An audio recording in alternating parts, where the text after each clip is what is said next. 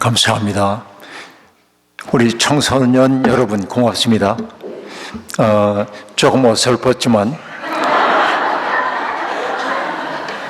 어설퍼서 매력 있는 수줍음을 딛고 찬양하는 그 모습이 너무 좋았습니다. 프로가 하는 것처럼 잘해야 한다고 하는 강박관념이 있으면 은혜가 안 되는데 오히려 이렇게 소박하게 여러분의 있는 그대로의 모습을 올려드렸기 때문에 하나님이 가장 기쁘게 받으셨으리라 생각합니다. 무슨 얘기인지 알아듣죠? 고맙습니다. 참 좋습니다. 오늘 여러분과 함께하는 이 시간이 사람들은 누구나 다 행복하기를 원합니다. 그래서 여러분들께 여쭤봅니다. 여러분 행복하십니까? 이 질문을 하면은 여러분 아멘으로 대답한 분들도 있고 마음속에 조금 내가 행복한가 생각해가면서 선뜻 대답하기 어려운 분도 있고 행복은 무슨 내 인생 고달파 죽겠는데 그런 생각이 드는 분도 있을 겁니다. 그건 누구나 다 똑같은 상황이라고 봅니다. 제가 썼던 책 제목 가운데 하나가 행복하십니까? 아니요, 감사합니다 라는 책이 있습니다. 이것은 제가 했던 말은 아니고 가나안 농군학교를 만드셨던 김용기 장로님이라는 분이 계신데 그분에게 어느 기자가 질문을 했습니다. 장로님 행복하십니까? 그렇게 물었어요. 그러자 장로님이 얼른 대답했습니다. 아니요, 감사합니다 라고 말합니다. 자, 이게 무슨 말일까요? 문해력을 가지고 한번 생각해 보시오. 행복하십니까? 아니요, 감사합니다. 자, 이건 굉장히 중요한 문장이라고 저는 생각을 하고 있습니다. 행복이라고 하는 것이 내 인생의 목적이 될 때 나는 항상 행복에 미치지 못하는 결핍을 느낄 때가 많이 있고 그 결핍이 채워지기 전에는 나는 완전히 행복한 게 아니다 라고 생각할 겁니다. 그래서 내 삶이 제법 행복하다고 느끼는 사람조차 자기의 결핍을 생각하지 않을 수가 없죠. 그런데 김용기 장로님이 하시는 말씀은 뭐냐면 아니요, 나는 행복하기 위해 이 세상에 온 게 아닙니다. 내 인생이 무한한 빚이고요. 그래서 내가 이 세상에 있다는 사실이 그리고 내가 하나님을 찬양하며 산다는 사실이 그저 감사할 따름입니다 라고 한 말이죠. 그러니까 행복이라고 하는 것을 내 인생의 목적으로 삼을 것인지 아니면 내 인생이 무한한 하나님의 선물임을 깨달아서 그 사랑과 은혜의 빚갚음을 하며 살 것인지 두 가지 인생의 태도가 갈린다고 얘기할 수 있겠습니다. 그런 의미에서 저는 여러분이 감사할 줄 아는 분이 되었으면 좋겠고 그 때문에 행복한 사람들이 되었으면 좋겠습니다. 세상에는 딱 두 가지의 삶밖에 없는 거로 세계는 보입니다. 어떤 삶이냐면 하나는 복 있는 인생이고 또 하나는 복 없는 인생입니다. 간단합니다. 복 없는 인생은 어떤 것일까요? 한마디로 얘기할 수 있습니다. 죄에 이끌리는 삶이 복 없는 인생이다 라고 말합니다. 그럼 죄라고 하는 것이 뭔가요? 여러분, 죄는 내가 하지 말라는 뭔가를 저지르는 죄도 있습니다. 물론 죄를 얘기할 때 여러 가지로 얘기할 수 있겠는데 내가 형사적 책임을 져야 하는 법적 잘못 죄도 있습니다. 도덕적 죄도 있습니다. 내가 구체적으로 어떤 잘못을 저지르지 않았지만 그러나 내 마음속에서 어떤 일들을 저지르고 내 마음속에 일고 있는 나쁜 태도들 이런 것들은 도덕적인 죄라고 얘기할 수 있겠고 우리가 뭔가 어려움을 겪는 사람들 보고 외면하고 이런 것도 도덕적인 죄라고 얘기할 수 있겠습니다. 어떤 사람은 형이상학적인 죄가 있다고 얘기하기도 합니다. 인간이기 때문에 인간의 유한성에서 비롯된 죄책의식 같은 것들도 있다고 얘기를 하고 있습니다. 근데 여러분, 그 죄라고 하는 것을 관통하고 있는 하나의 관점이 있다면 뭘까요? 뭐가 죄일까요? 저는 이렇게 얘기합니다. 죄라고 하는 건 다른 거 없다. 자기 속으로 구부러진 마음이다. 그래서 그렇게 말합니다. 자, 그 얘기는 뭐냐면 달리 표현하자고 한다면 자기를 세상의 중심에다 놓고 사고하는 버릇이 든 사람들, 그들을 우린 죄인이라고 한다라고 하는 것입니다. 나를 세상의 중심에 놓고 생각한다고 하는 건 뭘까요? 언제나 세상이 나를 위해 움직여줘야 한다고 생각하는 거예요. 항상 나의 욕망이 먼저 채워져야 하고, 나의 배고픔이 먼저 해결되어야 하고, 그렇죠? 나의 체면이 먼저 서야 하고, 항상 내가 중심이 되려고 하는 그런 태도들, 이거를 저는 자기 속으로 구부러진 마음, 그렇게 이야기를 하고 있는데요. 이게 이제 죄성이에요. 모든 죄의 뿌리에는 나라고 하는 게 있어요. 나를 강화하고 싶은 그런 마음.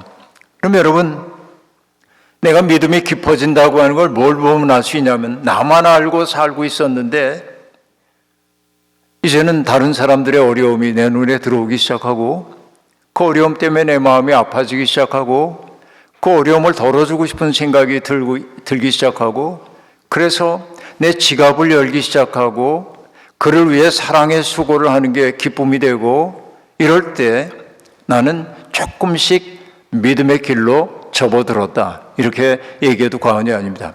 그건 뭐죠? 관심의 방향이 자기를 향하고 있다가 다른 이들을 향하기 시작하는 거라고 얘기할 수 있겠습니다. 그렇죠? 여러분 한번 스스로를 한번 점검해 보시길 바랍니다.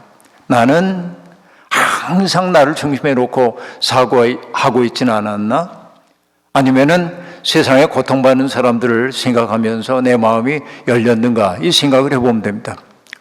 어제 여러분 잘 기억하지 못하실 거라고 생각합니다만, 제가 이것이 인간인가 라고 하는 책을 지나가는 말로 얘기를 했습니다. 프리모 레비라고 하는 분이 아우슈비츠 수용소에서 붙잡혀서 죽을 고생을 하고 나중에 증언하기 위해 썼던 책에서, 그렇죠? 그 아우슈비츠의 참상을 얘기하기 위해 썼던 책이 이것이 인간인가라고 한 책이에요. 그런데 여러분, 오늘 시내에 있는 인권박물관을 다녀왔습니다. 거기에서 이렇게 둘러보다가 딱 프리모 레비의 제가 얘기했던 이것이 인간인가, 그 책에 서문에 실려있는 시가 나와 있어요. 제가 기억을 대체로 하고 있지만은 사진으로 찍어왔습니다. 이렇습니다. 그 내용이. 이것이 인간인가? 자, 생각해 보세요. 따뜻한 집안에서 안전하게 살아가는 당신, 저녁이면 집으로 돌아와 따뜻한 음식과 다정한 얼굴들을 마주하는 당신, 생각해보라. 이것이 인간인가? 자, 우린 모두 따뜻한 집안에서 안전하게 살기를 꿈꾸죠. 대체로 우린 지금 그렇게 살고 있습니다. 저녁이 되면 돌아갈 수 있는 집이 있는 거죠. 그리고 따뜻한 음식이 있고 다정한 얼굴들을 마주합니다. 이게 우리는 행복의 기본적 조건이라고 생각해요. 그런데 프리모 레비는 우리에게 말합니다. 생각해보라. 이것이 인간인가? 진흙 속에서 노동하고 평화를 알지 못하며 빵 한 조각을 위해 싸우고 예 혹은 아니오라는 말 한마디에 죽어가는 이가 인간인가? 이거 뭐예요? 수용소를 생각을 해보세요. 그렇죠? 내가 몸이 아프다고 해가지고 내가 노동으로부터 면제되는 건 아니죠. 진흙이 푹푹 빠지는 거기에서 정말 허리가 휘어질 정도로 노동을 할 수밖에 없습니다. 그러다 보니 내 마음도 거칠어지고 평화를 알지 못합니다. 빵 한 조각 때문에 배고픔, 서로를 미워하게 됩니다. 그리고 그 독일 게시타포나 혹은 SS 대원들이 묻는 말에 예 혹은 아니요 하는 대답 하나로 죽을 수도 있는 이것이 인간인가? 라고 묻고 있습니다. 그 다음에 또 얘기합니다. 생각해보라. 이것이 여성인가? 머리카락도 이름도 없이, 왜냐하면 머리카락을 다 깎여졌기 때문에 그렇죠. 여성들이 머리카락을 다 깎여져서, 그리고 이름도 없어요. 수인 번호일 뿐입니다. 그렇죠? 팔에 새겨진 문신한, 팔에 문신해서 수인 번호를 새기죠. 그렇죠? 머리카락도 없고 이름도 없고 기억해낼 힘조차 마른 채 겨울날의 개구리처럼 두 눈은 텅 비고 태는 차갑게 식어버린 이가, 이 여성들은 그 모태에 아기를 품을 수 있어야 하는데 그 태가 차갑게 식어버렸대. 생명이 꺼져가고 있는 거예요. 이게 인간인가? 라고 묻고 있습니다. 그리고 말합니다. 내가 당신에게 전하는 이 말을 이런 일이 일어났음을 깊이 새기라. 내가 당신에게 전하는 이 말을 당신의 마음에 이 말을 새기라. 집에 있을 때나 길을 걸을 때나 잠자리에 들 때나 일어날 때나 당신들의 자녀들에게 이 말을 되풀이해 들려줘라. 세상에 이렇게 참상을 겪고 있는 사람들이 있다고 하는 사실을, 그리고 여기 마지막은 내가 동의할 수 없는 말이지만 정말 인류를 향한 아픔 때문에 프리모 레빈이 이렇게 얘기합니다. 그렇지 않는다면 당신의 집이 무너져 내리기를, 질병이 당신을 가로막기를, 당신의 자녀들이 당신에게서 고개를 돌려 외면하기를. 여러분, 이것이 인간인가? 이걸 늘 생각하려는 거예요. 내가 오늘 행복하다고 해가지고 그 행복, 나만 행복하면 됐지 다른 사람들의 고통이야 나와 무슨 상관이 있어? 이럴 때 그 프리모 레빈 질문하는 거야. 이것이 인간인가? 근데 인간의 인간이라고 하는 것은 어떤 것입니까? 하나님이 인간을 창조하실 때 어떻게 만들었다고 얘기했어요? 어제는 하나님의 형상을 따라 만드셨다고 얘기했습니다. 그런데 아담이 홀로 있는 것을 보고 하나님이 쓸쓸해 보이기 때문에 돕는 짝을 만들어줘야겠다고 생각하고 처음에는 흙을 빚어서 동물들을 흙으로 동물을 빚어서 아담 앞에 이끌고 옵니다. 그리고 성경은 뭐라고 말하냐면 아담이 부르는 것이 이름이 되었다 이렇게 얘기합니다. 그런데 아담의 얼굴 표정이 풀리질 않아요. 여전히 좀 딱딱한 표정입니다. 하나님이 생각하셨겠죠. 아, 이 친구가 만족하지 못하는구나. 동물 친구들 줬는데 만족하지 못하네. 그래서 하나님이 하신 일이 뭐예요? 아담을 깊이 잠들게 하시죠. 우리 다 아는 성경 얘기입니다. 그리고 뭘 해요? 아담의 갈비뼈 하나를 뽑아가지고 하와를 만드는 얘기가 나옵니다. 근데 여러분, 못난 남성들이 그렇게 얘기합니다. 남자가 먼저 있고 여자가 나중에 왔기 때문에 남자가 위에 있는 거야. 이렇게 얘기해요. 이것은 사고의 훈련이 전혀 돼 있지 않은 사람들입니다. 왜 그러냐면 여러분 생각해 보세요. 크다 작다라고 얘기할 때 뭔가를 크다고 얘기하기 위해서는 뭐가 있어야 해? 작은 게 있어야, 비교 대상이 있어야 하잖아요. 그렇죠? 빛과 그림자가 있다고 얘기하면 빛이 없으면 어떻게 그림자가 있을 수 있겠어요? 그렇죠? 아름다움과 추함도 그렇습니다. 남자와 여자도 그렇습니다. 처음에는 남자가 아니에요. 사람이에요. 근데 아담의 갈비뼈를 통해 새로운 존재가 탄생했을 때 비로소 아담은 남자이고 그리고 하와는 여자가 되는 거지. 그러니까 누가 먼저라고 얘기할 거 없어요. 그 다음에 또 하나, 갈비뼈라고 하는 거, 그래서 옛날에 그런 얘기 했죠. 여성은 남성의 갈비뼈로 만들어졌기 때문에 어깨 아래야 이렇게 폼 잡는 사람들이 있어서요. 그러나 그것도 문화를 전혀 모르는 얘기예요. 왜? 여러분, 히브리인들의 사고가 형성되었던 메소포타미아 문명권에 옛 제국들이 있었는데 그게 뭐냐면 수메르 문명, 아카드 문명이 있어서 거기에서 갈비뼈라고 하는 건 어떤 뜻이냐면 생명을 나눈 사이, 절친한 벗, 그런 뜻이에요. 그러니까 아담의 갈비뼈를 뽑아가지고 하와를 만들었다고 하는 것은 어떤 얘기입니까? 절친한 벗으로 생명을 나눈 사이로 만들었다는 거예요. 근거가 있냐고요? 여러분, 잠에서 깨어난 아담이 자기 앞에 있는 낯선 존재를 바라보고 사랑의 노래를 부릅니다. 그 노래가 뭐예요? 여러분 기억나시죠? 새 번역은 이렇게 번역했어요. 이제야 나타났구나 이 사람. 뼈도 나의 뼈, 살도 나의 살, 남자에게서 나왔으니 여자라 하리라. 그렇게 말합니다. 여러분, 제가 언어를 다루는 사람이기 때문에 가끔 농담처럼 얘기합니다. 인간이 만들어낸 최초의 문장이 사랑 고백이라고. 그렇죠? 이는 내 뼈 중에 뼈요 살 중에 살이라. 이거 엄청난 고백이잖아요. 그럼 여러분, 이 고백 속에 담겨있는 의미는 뭘까요? 자, 이렇게 얘기하면 좀 복잡해져요. 근데 여러분 보시지 못했겠지만 한국의 드라마 가운데 오래전에 나왔던 드라마 가운데 저도 드라마 안 보기 때문에 보지 못하지만 하도 유명한 대사에서 제가 아는 게 하나 있어요. 이런 겁니다.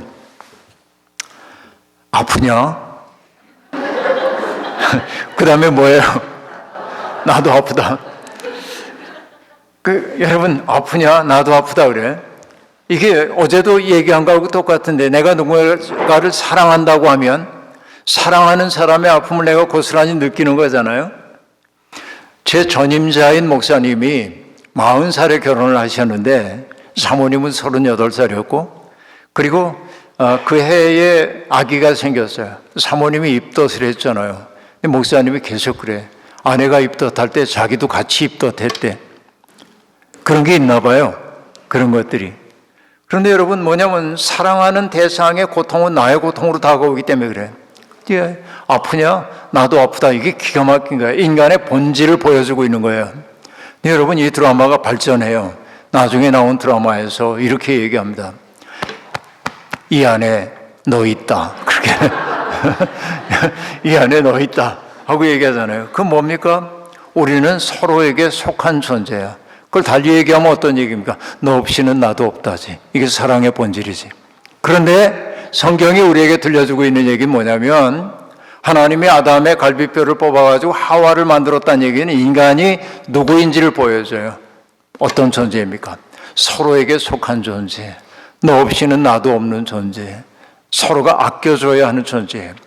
여기 우리 청소년들이 있는데 한자를 배운 적이 없잖아요. 그러나 인간 할 때 인자 알죠? 그것도 모르나? 그 정도 알기가 어려운가? 사람이는 여러분이 보기에 이렇게 돼 있어요. 이렇게. 이게 사람 인자예요. 그렇죠? 어떤 모습일까요? 기대고 있는 모습이에요. 하나가 사라지면 나머지도 넘어지도록 돼 있어요. 이렇게 기대고 있는 게 인이에요. 그래서 인간이라고 얘기할 때 사이간자를 쓰는데 사람과 사람 사이야. 인간이라는 게. 사람과 사람 사이에 있어. 그래서 그들의 관계가 아름다울 때 뭐라고 얘기하냐면 사이 좋다. 그렇게 얘기하는 거예요. 사이가 좋은 거야. 이게 사이 좋음이라는 게 사람과 사람 사이에 마땅히 있어야 할 관계가 유지되고 있는 것을 우리는 사이가 좋다. 그렇게 얘기하는 겁니다. 그 사이 좋음을 우리는 뭐라고 하냐면 사랑이라고 한다. 그러니까 여러분, 인간이 가장 인간다울 때는 언제냐면 누군가에 대해서 책임을 지려는 마음이 있을 때, 그게 인간의 본질에 가장 가깝다고 얘기할 수 있어요. 그러면 여러분, 복 있는 인생은 뭐냐? 내가 누군가의 삶에 대해서 책임을 지려는 마음이 내 속에 있을 때 그 복 있는 인생이라고 말할 수 있어요. 그럼 복 없는 인생은 뭐예요? 자기만 아는 인생이다. 그런데 오늘 시편 1편이 얘기합니다. 복 있는 사람은 이라고 얘기합니다. 처음에 복 있는 사람은 이러이러한 사람이다 하지 않고 부정적 방법으로 복 있는 사람을 얘기해요. 처음엔 뭐라고 얘기합니까? 복 있는 사람은 악인의 꾀를 쫓지 아니하며, 그렇죠? 죄인의 길에 서지 아니하며 오만한 자의 자리에 앉지 아니한다라고 얘기합니다. 근데 이게 가만히 보면 이 기가 막힌 이야기임을 우리가 알 수 있습니다. 어떤 의미에서 그러냐면 죄가 자라는 방식을 그대로 보여주고 있어요. 맨 처음에 뭐냐면 악인의 꾀를 쫓는 것, 악인의 말에 귀를 기울이기 시작하는 거예요. 근데 여기 여러분, 악인이라고 되어 있는 그 말은 우리가 뭐 한자 공부하는 것 같은데 악이라고 하는 글자는 이건 어른들만, 청소년들 무시하는 게 아니라 복잡하니까, 머리가 복잡해지니까 버그마자 밑에 마음심자가 있단 말이에요. 악이라는 게. 근데 그 버그마자라고 하는 게 동아시아 문명권 속에서는 뭐냐면 무덤을 형상화해 놓은 것이기도 해요. 그러니까 그 밑에 마음심이 있다고 하는 건 뭡니까? 누군가에게 무덤을 안겨주고 싶은 마음이요. 누군가에게 해를 끼치려고 하는 그 마음이 악인이에요. 그러니까 여러분, 인간은 어떨 때 선하냐면 누군가에게 무덤을 안겨주는 게 아니라 생명을 풍요롭게 해주려고 할 때 인간이 인간답게 되는 건데, 그러니까 악인들은 뭐냐면 사람들 속에 있는 생명의 기운이 줄어들도록 만들어. 이게 악인들의 모습입니다. 근데 여러분, 그건 왜 악인들이 되냐면 다른 거 없어요. 항상 자기를 중심에 놓기 때문에 악인이 되는 거예요. 악인 되는 비결은 간단합니다. 자기를 중심에 놓기 때문에 그럽니다. 근데 복 있는 사람이 하지 않는 첫 번째가 뭐냐면 악한 이들의 말에 귀를 기울이지 않는 거라고 말할 수 있어요. 세상 험악해. 너 그렇게 남들한테 무시당하고 살지 않으려면 경쟁에서 이겨야 되고, 이런 말들 통용되는 말들이죠. 그리고 너 그렇게 유약해가지고는 안 돼. 누가 너를 때리면 2배로 갚아줘야 돼. 우리 이런 말들 듣기도 하고요. 돈 없으면 우리 무시당하는 거야. 돈이 최고야. 이런 이야기들. 여러분, 여기는 어떤지 모르겠습니다만 한국에서는요, 5, 60대들이 모이면 어떤 얘기 하는지 아세요? 짐작이 안 되죠? 주식 얘기합니다. 3, 40대들이 모이면 무슨 얘기하는지 아세요? 주식 얘기합니다. 20대들이 모이면 무슨 얘기하는지 아세요? 주식 얘기합니다. 이게 요즘의 세태입니다. 그 얘기는 뭐죠? 사람들에게 의식 속에 딱 있어. 돈이 최고야. 돈. 이거. 그러니까 여러분, 사람들이 다 그 얘기를 하는 거야, 지금. 인생 살기 어려운데 돈이 있지 않으면 우리가 망하는 거야. 맨날 그 얘기를 듣다 보니까 우리가 강박관념, 내가 지금 누리고 살고 있는 게 많은데도 불구하고 내가 행복하지 않다고 느끼는 거예요. 이게 악인의 꾀에 귀를 기울이기 시작하는 순간 우리 속에 생기는 일이라고 볼 수 있습니다. 여러분, 가끔 제가 그 서울에 교회에 있다 보면 전화를 받을 때가 있는데, 전화가 이렇게 교회 전화가 울려요.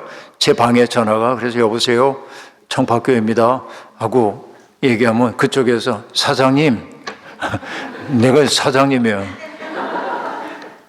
좋은 땅이 나왔어요. 이게 절호의 기회입니다. 그렇게. 그럼 전 땅에 관심 없습니다 하고 끊는데, 근데 그들이 그렇게 무작위적으로 전화를 돌리는 까닭은 뭘까요? 거기 넘어가는 사람들이 있기 때문에 그래. 그런데 여러분, 제가 교인들에게 이렇게 얘기합니다. 여러분, 그런 말에 넘어가지 마세요. 어떻게 하면 안 넘어가냐? 그렇게 좋은 기회가 나한테 올 리가 없다. 그렇게 생각하면 돼. 이게 사기꾼들에게 넘어가지 않는 방법이에요. 여러분, 그렇게 좋은 기회를 우리한테 주겠어요? 그분들이? 그럴 리가 없죠. 그러니까 여러분, 아주 달콤한 소리가 들려오거든.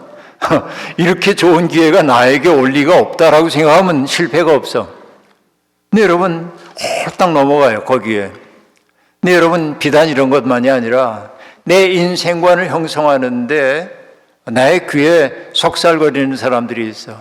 수단 방법 가리지 말고 성공해야 돼. 수단 방법 가리지 말고 좋은 학점 받아야 돼. 수단 방법 가리지 말고, 이런 이야기를 자꾸만 듣다 보면 나도 모르는 사이에 인생관이 그렇게 만들어지기 시작하는 거예요. 근데 그 다음 단계는 뭐라고 얘기합니까? 죄인의 길에 서지 아니하며, 내 마음속에 들어온 그 생각을 뭘 하는 거예요? 죄인과 함께 걸어가 행동으로 옮기기 시작하는 거예요. 나도 모르는 사이에. 그렇죠? 이게 죄가 발전되어 가는 과정입니다. 그리고 그 마지막 단계는 뭐라고 얘기할 수 있습니까? 오만한 자의 자리에 앉지 아니하며. 여러분, 교만하다라고 하는 건 뭐죠? 남들 앞에 나를 의시대는 거예요. 나를 크게 보이기 위해서 이렇게 의시대는 게 교만함입니다. 그런데 오만함이라고 하는 건 교만과 조금 달라요. 어떤 게 오만함이냐? 내가 의시대는데 그치지 않고 남을 깔보는 거예요. 남을 깔보고 함부로 대하는 게 오만한 거예요. 죄의 발전 과정이 여러분 명확히 보이죠? 처음엔 뭡니까? 악인의 꾀에 귀를 기울이기 시작하는 거야.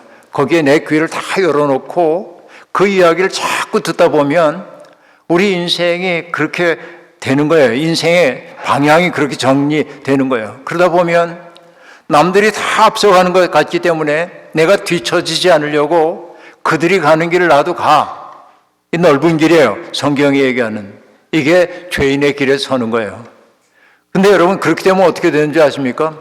여기 이제 물이 있는데 물이 이렇게 흘러가잖아요.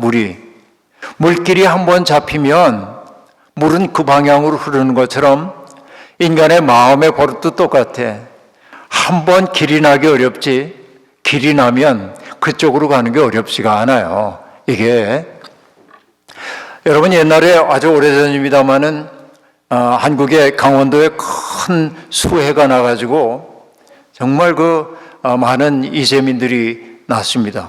그래서 우리 교회의 청년들과 뜻있는 장년들이 수해 복구를 하기 위해 갔어요, 많이. 그런데 참 고마운 게 그 수해 복구팀에 다른 교회 청년 하나가 함께 가겠다고 얘기를 했어요. 그래서 웬일이냐고 그랬더니 자기 교회 청년회가 여름 수련회를 하는데 래프팅 하는 프로그램이 있대. 근데 자기 양심이 허락을 안 하는데 수해를 만난 사람들이 있는데, 그렇죠? 그들의 고통스러운 현실이 있는데 가서 청년회 한다고 래프팅을 한다고 난 그거 못하겠다. 그래서 거기 안 가고 수해 복구 사업하는 우리를 찾아온 거야. 여러분 나도 가가지고 노동을 했는데 정말 하루 사이에 물을 그렇게 많이 먹어본 적은 처음인 것 같아. 떼약볕 밑에서 하루 종일 일하는데 땀은 비어도 쏟아지고, 그런데 안 할 수가 없어. 수해민들을 바라보니까. 근데 여러분 정말 놀라운 게 뭐냐면 강원도에서 이제 이 하천을 정비하기 위해서 하천, 구불구불하던 하천, 거기에 뭐 풀도 자라고 이랬던 하천을 뭘 했냐면 똑바로 일직선으로 만든 거예요. 하천길을. 그리고 콘크리트를 해가지고 안전한 하천을 만들었다고 자부했어요. 그런데 여러분 큰 물이 지니까 물이 그 콘크리트를 다 때려 부시고 옛날에 흘렀던 길로 흘러간 거예요. 이게. 난 자연이 무서운 게 이게 수천 년, 수만 년 동안 만들어진 자연의 흐름을 바꾼다고 하는 게 얼마나 인위적인가를 그때 느낄 수 있었는데, 근데 꼭 그것만이 아니라 우리의 생각도 그래. 한번 길이 나면 그대로 가는 거예요. 그러니까 여러분 사탄이 광야에서 예수님을 시험할 때 세 번째 시험이 뭐냐면 천하만국의 영광을 다 보여주면서 사탄이 얘기합니다. 나한테 절 한 번만 하면 이 만국을 다스리는 권세를 주겠다는 거예요. 성경에 그 얘기 안 나오지만 내가 사탄이면 그랬을 것 같아. 딱 한 번이야. 딱 한 번만 눈 딱 감고 절하면 다 줄 거야. 근데 여러분 우리는 알아요. 그 딱 한 번이 모든 것이 된다는 것을. 내 마음의 길이 그렇게 나면 내 마음은 그쪽으로 흘러가도록 되어 있어요. 그러니까 악인의 꾀를 따르고 그리고 죄인의 길에 서게 되고 그러고 나면 결국 뭐냐면 내가 변질돼요. 오만한 자의 자리에 앉는 거예요. 그래서 여러분 여기는 어떤지 모르겠습니다만은 우리 한글 가운데 영어 사전에 등재되어 있는 단어들이 있죠. 그 어떤 것들이냐면 아리랑 같은 건 여러분 아실 거고, 그 다음에 교회로 얘기하자면 통성기도, 통성프레어 그래요. TONG, SUNG. 왜냐하면 유니보컬 그렇게 안 해. 통성기도, 이게 한국적 현상이기 때문에 그럽니다. 또 재벌이란 말도 올라가 있고요. 재벌이란 말도 또 하나 부끄러운 말이 하나 올라가서 그게 뭐냐면 갑질. 갑질이라는 게 뭔지 아세요? 그러니까 돈 푼개나 있다고 행세하는 거야. 없는 사람들 무시하고 함부로 대하고 이런 게 갑질이에요. 근데 여러분 그게 결국 뭡니까? 오만한 자의 자리에 앉는 거예요. 그러니까 유통기한 다 지나고 썩은 것들을 아파트 경비원들에게 먹으라고 준다든지 이런 것도 갑질이에요. 왜? 오만한 거야. 나는 주는 자고 넌 받는 자니까 이게 오만한 자의 자리에 앉은 거야. 그런 인생은 복이 없는 거예요. 그래서 처음에는 부정의 방식으로 얘기해요. 복 있는 사람은 악인의 길을 쫓지 아니하며 죄인의 길에 서지 아니하며 오만한 자의 자리에 앉지 아니한다라고 얘기합니다. 그렇죠? 그런데 여러분 그 악인들의 운명은 결국 뭐라고 얘기합니까? 바람에 날리는 겨와 같은 거예요. 그렇게 자기만 알고 사는 사람은 인생에서 많은 것을 성취한 것처럼 보이는지 몰라도 그 결과는 뭐냐면 바람에 날리는 겨와 다를 바 없고, 그쵸? 해가 뜨겁게 내려쬐면 다 말라버린 풀처럼 사그러들 운명 속에 있는 것이 악인들의 삶이다. 성경은 처음부터 그 얘기를 우리에게 들려주고 있습니다. 그런데 여러분 복 있는 사람은 어떤 사람들이 복이 있다고 얘기를 하고 있습니까? 복인인 사람은 아까 얘기한 대로 부정의 방식으로 얘기를 했었는데 긍정의 방식으로 얘기하기 시작합니다. 어떤 거예요? 여호와의 율법을 주야로 즐거워하며 주야로 묵상하는 자로다라고 얘기합니다. 여러분, 하나님의 말씀대로 산다고 하는 것이 얼마나 즐거운 일인지 모릅니다. 왜? 하나님의 말씀대로 사는 것처럼 어떻게 보면 쉬운 일이 없어요. 제가 거꾸로 얘기하고 있죠. 현실 속에서는 하나님의 뜻대로 사는 게 너무 어려워. 근데 저는 뭐라고 얘기하냐면 하나님의 뜻대로 사는 게 제일 쉬운 거라고 얘기를 해요. 그러니까 제가 거꾸로 지금 얘기한 것처럼 들려요. 그런데 여러분, 우리의 인생의 고달프고 어려운 까닭이 뭐냐면 순리를 거슬려 살기 때문에 힘들어. 순리대로 살면 인생이 쉬운데 순리를 자꾸만 거스리기 때문에 우리의 인생이 힘겨워지고 있는 것인데, 근데 여러분, 우리가 여호와의 율법을 주야로 묵상한다라고 하는 건 뭐냐면, 여러분, 성경만 많이 읽는다고 해가지고 여호와의 율법을 주야로 묵상하는 게 아니에요. 왜? 저는 알고 있어요. 성경을 수십 번, 수백 번 읽었는데 여전히 오만한 사람이 있어. 성경 알지 못하는 사람 무시하고 그런 사람이 있어요. 기도 하루에 몇 시간씩 하는데 영적으로 교만한 사람들도 있어. 이게 우리의 경험이에요. 그래서 저는 실례지만 하루에 기도 몇 시간씩 하십니까? 이런 사람들은 안 믿어요. 왜냐하면 그들의 교만함이 그냥 보여. 이게 하루에 성경을 몇 장이나 읽으십니까? 남을 판단하기 위해 그런 질문하는 것처럼 저열한 게 없어요. 근데 이게 부끄러운 줄도 모르고 그런 얘기들을 한단 말이죠. 제가 종종 하는 얘기 있는데요.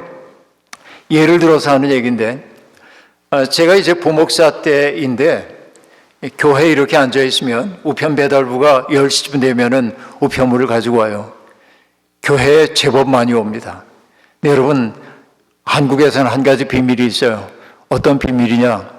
보내오는 우편물의 태반은 뜯어보지도 않고 쓰레기통으로 갑니다. 왜? 너무 그런 쓸데없는 우편물들이 많기 때문에. 근데 그날은 제가 적잖이 무료했던 것 같아요. 어느 그 회사에서 만드는 사보가 이렇게 제게 왔는데 그냥 아무 생각 없이 그 사보를 들적적하고 있다가 어떤 단어가 이렇게 눈에 딱 띄는 거 있잖아요. 그래서 단어의 근원을 찾아서 거슬러 올라가서 그 글을 읽기 시작했어. 이런 얘기입니다. 그 회사에 다니는 남편을 둔 부인이 투고한 글이에요. 내용은 이러합니다. 토요일 날 목욕을 하기 위해 공중 목욕탕에 갔대요. 옛날에 목욕탕, 대중 목욕탕이 활성화되어 있을 때 얘기입니다. 목욕탕에 갔대. 그날따라 손님들이 얼마나 많은지 목욕탕이 꽉 찼고 한 바퀴를 둘러봤는데 자기가 사용해야 할 대야가 하나도 없더래. 한 바퀴를 이렇게 둘러보고 있는데 어떤 늑수구리한 아주머니가 대야를 2개 놓고 쓰고 계셔서 조심스럽게 여쭙대. 아주머니, 죄송합니다. 아무리 둘러봐도 대야가 없는데 제가 좀 하나 사용할 수 있을까요? 정중하게 물었어요. 근데 그 아주머니가 눈을 부라리면서 당신 누군데 내가 사용하는 거 무슨 권리로 내놓으라고 하냐. 아니, 권리 아니고 부탁드리는 거예요. 가라고. 꼭 그렇게까지 할 건 없는데 굉장히 이제 불편했어요. 그래서 대야 없이 목욕을 마치고 락커룸으로 와가지고 옷을 갈아입는데 자기에게 화를 냈던 그 늑수고리한 분도 옷을 갈아입어서 눈 마주치기 싫어서 돌아서 옷을 갈아입고 있는데 목욕탕 현관문이 그 출입문이 열리더니 어떤 분이 딱 들어오다가 그 늑수고리한 아주머니를 향해 이렇게 말하는 것이었습니다. 어머, 권사님, 산기도 가셨더라면서요. 이렇게. 그러자 그 화를 냈던 그 아주머니가 아주 반색을 하면서 말도 말라우, 하늘에서 은혜가 쏟아집디다, 그렇게 얘기를 했다는 거예요. 근데 이게 나는 그 우리의 믿음을 보여주고 있는 거라고 생각해. 가만히 미루어 짐작하니까 뭐냐면 이 권사님이라고 불려진 분이 산기도를 가셨어. 자식들을 위해 기도하기 위한 건지, 뭐 때문에 열심히 기도하기 위해 산에 가서 옛날에 기도할 때 소나무 뿌리를 뽑아야 한다고 얘기하잖아요. 열심히 기도하고 말씀을 들으면서 은혜 충만히 받고 돌아왔어. 그리고 내일이 주일이니까 오늘 깨끗하게 목욕 재개하고 그리고 내일 예배당 가려고 그러는 거예요. 얼마나 경건해요. 그러나 그의 경건의 한계는 뭐냐면 대안은 절대 나누지 못해. 제가 이 얘기하는 까닭이 뭐냐면 우리 신앙생활이 꼭 이 꼴인 것 같아서 그러는 거예요. 그러니까 여러분 교회 오면 참 좋은 사람인 것 같아. 그런데 우리에게 주어져 있는 일상의 삶의 자리에 가면은 그게 작동이 안 돼. 선하고 깨끗하고 친절한 사람, 그리고 누군가에게 이타적으로 생각하는 사람이 되고 싶은 꿈이 이 속에 있어요. 그러나 현실로 가는 순간 다 잊어버리고 옛삶의 관습대로 살아가는 거예요. 그게 뭐냐면 성경을 읽는 줄 아나 읽지 않았기 때문에 그래요. 그러니까 여러분 복 있는 사람이 하는 일이 뭐냐면 여호와의 율법을 즐거워하여 주야로 묵상하는 자라고 말하는데 이 율법을 줄줄줄 외우는 게 묵상이 아니에요. 여러분 여기 묵상하다라고 하는 히브리어는 여러분 우리는 묵상하면 되게 뭘 생각합니까? 촛불 한 자루 켜놓고 고요히 마음 기울이는 게 묵상처럼 생각돼요. 그런데 히브리어로 여기 묵상하다라고 번역되어 있는 단어는 그렇게 고요한 단어가 아닙니다. 어떤 분은 이렇게 설명을 해요. 여러분 개를 키워보시는 분들은 알 텐데 요즘 개 그렇게 키우는지 모르는데 예를 들자니까 그런데 시골에 살 때 보니까 개가 어디에서 돼지 뼈나 이런 거 하나 생기면 얼마나 좋아하는지 모릅니다. 물고 제 집으로 가가지고 핥아보고 냄새도 맡아보고 그렇죠. 킁킁거리고 즐거워해요. 묵상하다가 바로 그 단어야. 하나님의 말씀을 머리로만 새기는 게 아니라 맛보고 냄새 맡고 좋아하고 그렇죠? 하나님의 말 율법을 주야로 묵상한다고 하는 건 뭐냐면 하나님의 말씀이 내 속에 들어와서 내 살과 피가 되도록 만드는 거야. 그걸 여러분 조금 유식한 말로 얘기하면 뭐냐면 성육신하는 거야. 말씀이 나의 몸을 입고 구현되는 거예요. 이게 그게 바로 말씀을 묵상한다라고 하는 겁니다. 그럼 여러분 간단하게 얘기를 하면 하나님의 말씀의 핵심은 무엇이겠습니까? 하나님의 말씀의 핵심은 유대인들이 가장 소중하게 여기는 성경을 우리는 토라라고 얘기하는데 토라라고 하는 말은 영어로 얘기하면 teaching이에요. 가르침이에요. 그냥 하나님의 백성이 어떻게 살아야 하는지에 대한 가르침입니다. 거기에는 613개의 조문이 있어요. 많죠. 하라라고 하는 게 248개이고 하지 말라라는 계명이 365개예요. 그렇게 생각해봐. 하지 말라는 게 더 많은 걸 보면 인간은 죄에 기울어지기 쉬운 존재인가 보다 하는 생각하는데 근데 여러분 그 365개의 그 613개의 모든 조문을 하나로 뭉뚱그리면 어떤 말이 될까요? 어떤 말이 될까요? 여러분 예수님이 가르쳐 주셨잖아요.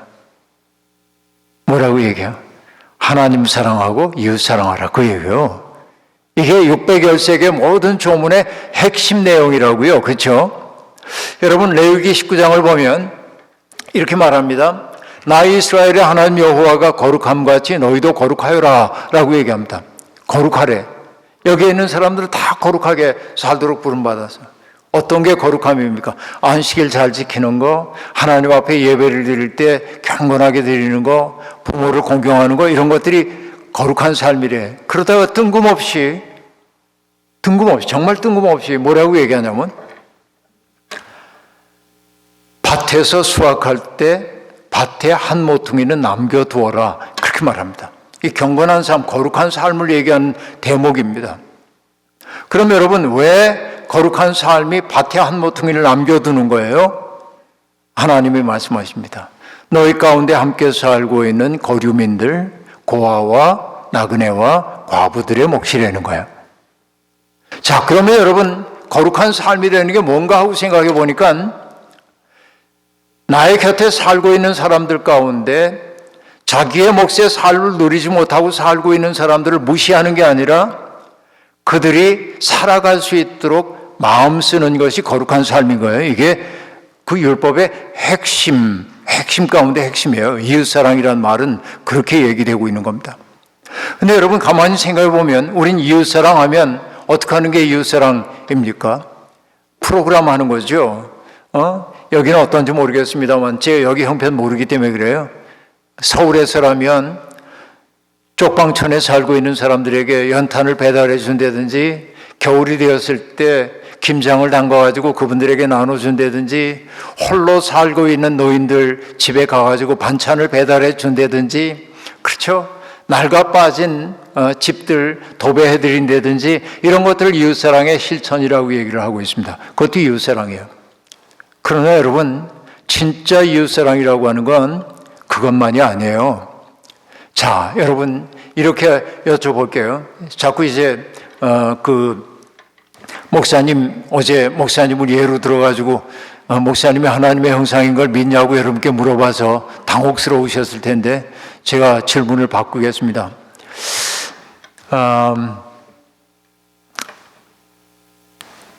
김의진 장로님께서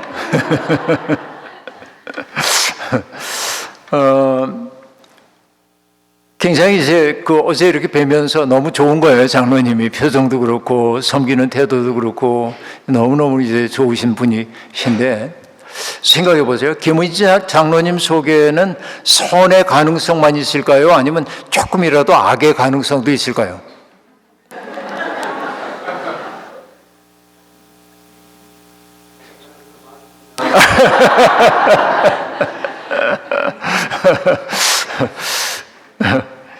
여러분 여기 이제 청소년들도 있는데 우리 속에는 선하게 살고 싶은 마음도 있지만 약간 나쁜 마음도 있죠. 모든 사람들이 다 그런 거예요. 근데 여러분 가만히 생각해 보세요. 내가 우리 김 장로님 만나고 또 우리 목사님 만나고 그러면서 이분들이 참 좋다. 목사님 웃음 주름이 있잖아요. 이렇게 너무 이렇게 인자하게 웃으셔가지고 선하신 주름이 있잖아요. 만나고 나면 내 기분이 좋거든. 목사님 만나고 나면 어떤 생각이 드냐면 나도 저렇게 살고 싶어. 나도 맑아지고 싶어. 나도 사람들에게 행복을 줄 수 있으면 얼마나 좋을까. 이 생각 들잖아요. 그럼 어떤 얘기냐면 목사님은 그냥 나와 마주 앉아 있었지만 내 속에 있는 선의 가능성을 끄집어내서 그래요 안 그래요? 그러니까 나의 존재라고 하는 건 뭐냐면 누군가에게 선의 가능성을 끄집어내는 사람이기도 하고 악의 가능성을 끄집어내기도 해. 그래서 나는 이웃사랑이라는 걸 뭐라고 얘기하냐면 어떤 프로그램으로 뭐 하는 게 이웃사랑이 아니라 내가 잘 사는 거야. 물질적으로 잘 산단 말이 아니라 내가 좋은 사람이 되는 게 가장 큰 이웃사랑이에요. 이게. 왜? 그래야 나를 만나면 사람들이 따뜻해지고 나를 만나면 깨끗해지고 그렇죠? 나와 만나면 마음이 부드러워지고 그래요. 우리 소망이 있어. 이웃사랑하는 사람들이에요. 근데 그건 뭐라고요? 결국 내가 잘 사는 거야. 하나님의 말씀이 우리 속에 내면화될 때 그렇게 되는 거예요. 근데 여러분 이웃사랑 얘기할 때 여기 밭에 한 모퉁이 남겨둬라 라고 얘기하는데 많은 사람들이 기독교인들이 선행을 행하는데 뭐 하냐면 티를 내. 우리가 좋은 일 했지 그래서 사진 찍고 자랑하고 그래요. 근데 여러분 저는 목회에서 43년 하는 동안에 어디 가가지고 우리 교회가 헌신하고 봉사한 거 사진 찍어 본 적이 없어요. 자발적으로. 특히 어려운 사람들에게 찾아갔을 때. 왜? 제 경험이 있기 때문에 그래요.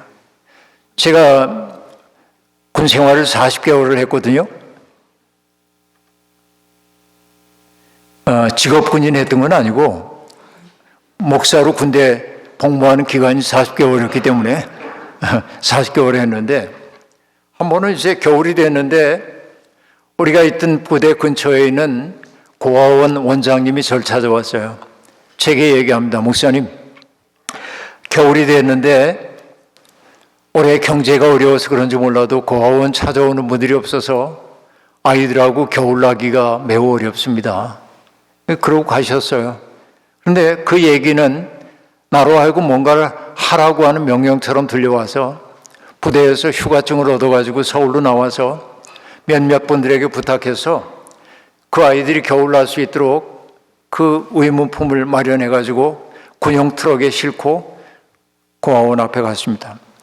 그 워낙 짐이 많으니까 내려지는 거 제가 체크해야 되고, 그래서 고아 아이들이 와가지고 우리 병사들과 함께 고아원 안으로 물건을 옮겼어요. 성탄절을 앞두고 있기 때문에 추운 날이었거든요. 그런데 다 옮기고 다 내리는 걸 보고 내가 고아원 문 안으로 들어가자 고아원 뜰에 물품들이 쭉 쌓여 있는데 아이들이 다 그 뒤에 서 있는 거예요. 이렇게 추운데. 그래서 내가 물어서 얘들아 왜 추운데 이렇게 서 있어? 그래서 나이 좀 든 아이가 입이 부르퉁해가지고 사진 찍어야 하잖아요. 그렇게. 나 사진 안 찍어 빨리 들어와 추운데. 그러니까 얼굴이 펴져요. 그때 제가 느꼈어요. 누군가에게 선을 행할 때 선행의 대상이 되는 사람들이 굴욕감 느끼도록 하면 안 돼. 그래서 저는 교회에서 뭐라고 얘기하냐면 기독교인들이 잘 사용하는 말 가운데 정말 나쁜 말이 있다고 얘기해. 그게 뭐냐? 베푼다. 베푼다는 말. 이게 얼마나 나쁜 말인지 몰라요. 왜? 베푸는 내가 있고 베품의 대상이 된 사람들이 있어. 이거는 사회학적으로 얘기하면 계급 관계가 만들어지는 거예요. 저 사람들이 굴욕감 느끼도록 되어 있어요. 그래서 여러분 누군가에게 주기 위해서 뭐냐면 내가 줄 수 있는 자격이 있게 해달라고 기도해야 돼.